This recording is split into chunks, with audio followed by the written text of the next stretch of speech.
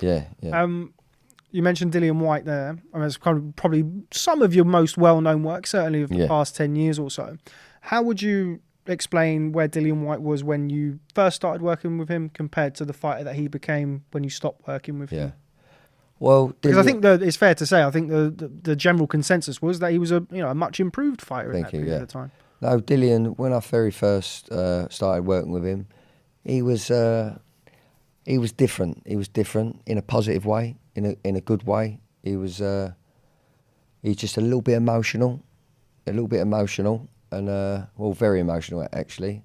And I like to think we nurtured that, and also compacted him a bit more, got him to believe in his jab, in his long arms and that jab. And he was a good fighter, Dillian. Well, he's a good fighter. And I had some good fun working with him. And very like Billy Joe Saunders, very hard grafter. A little bit too hard at times, but he's learned that. And when I stopped, just before 3 or 4 fights before I finished with him, because he said, no, I want to do this, want to do that. He learned to have a day off here and there, get that bounce back in his step. You know what I mean? Yeah. So no, it was fun. It was fun with Dillian. It was fun with him. Yeah. That's cool. So working in the ring with him. Now, one of the things that you're also quite known for, I don't know if you know where I'm going to go with this, was the infamous table throwing incident before the Derek Chisora fight on, I think it was a Joshua Brazil undercard. It was a Joshua undercard somewhere in Manchester. It was not Brazil. It Molina? Was Molina. There we go. Yeah, Molina. One of them. I knew it was one of them. Yeah. That was probably one of the more well-known press conferences of the last probably British boxing history, of that table flying over.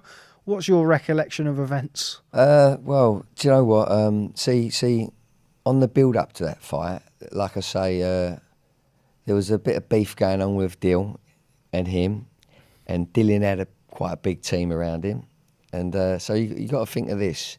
So I've got it in my ear roll quite a lot for weeks. You know what I mean? Got it in my ear roll about Derek, and I knew Derek as well. When he was with Frank Warren, so I knew he was a bit of a volatile character himself. And at that time, he's different now, and like we're all different. But so we was all pumped. We was all pumped at that press conference. I had a lot of money beneath my feet in ticket money, and I was more worried about that than anyone on this table. I couldn't afford to lose it. You know what I mean? So I thought it was at the time. So I'm not making any excuses. I'm going to tell you as it is. At that time, when that table come over, I was fuming because, Adam Smith, Eddie Hearn. When I looked at it, they guided it over. They had to guide it over. But to be fair, it weren't that heavy. But it was the fault. Who are you to chuck a table at us? That's bang out of order. That's out of order. So, and obviously I did what I did, but I did what I did, but I aimed it low because I'm not stupid. I want the fight to go ahead. We've all put a lot of hard work into this. But since then, you ain't gonna believe this. That happened 3 weeks after. 3 weeks after that fight. I'm sure it was 3 weeks after. I mean, if you done your own work, but it seemed like 3 weeks after. I was at West Ham Football Ground, the new ground at Stratford. I went to see the Rolling Stones. Yeah, the Rolling Stones, Mick Jagger. Yeah. Anyway, so I'm outside getting me tickets, because we had some tickets behind the reception, and we was all happy. I was with some people and that. We was happy. We was going to see Mick Jagger, at West Ham. And so we get our tickets. We had some really good seats. Well, they weren't actually seats. We was on the floor in front of the stage, yeah. And all of a sudden, I turned to, because I've heard Mick Jagger playing the guitar, warming up. And as I've looked to me right, Chisora's running at me. so I thought, hold up, what's happening here? But I went, Derek. He went, what are you doing here? I went, same as you. he high-fived me. We had a cuddle, and he was good as gold. But that was my first encounter with him. I thought, hold up, he's a bit big for me. But yeah, I can imagine 3 weeks after tables and what have you have been exchanged and thrown, a Derek Chisora running at you is probably not what you want to be seeing. Nah, but it was they done well on that show. I think that was the that was big after that happened. Great fight. Yeah, a great fight. Yeah. I think that's one of the better heavyweight fights certainly in this country for the last 10 years or so. That was a tough fight, and Dillian in the corner when he was getting tough, his face, his face. I just wanted to cuddle him. I wanted to cuddle him and take him home because I knew how he was feeling.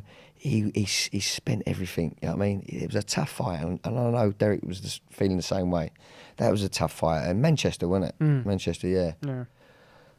But no, the second time was good. The second time he fought him, it was a bit fresher for that fight, Dillian, I believe, a little bit fresher. And funny enough, I think it was about what round did he finish in? 11th round, I think. 11th round. In the 10th round, because I was so engrossed in it, because that was tight as well. Close fight. I think Chisora was ahead on the cards at the time of stoppage, yeah. Well, I went to him in the 9th or the 10th. No, I went to him in the 10th round. Got stopped in the 11th, didn't it? I think it was the 10th or the 11th. Got KO'd in the yeah.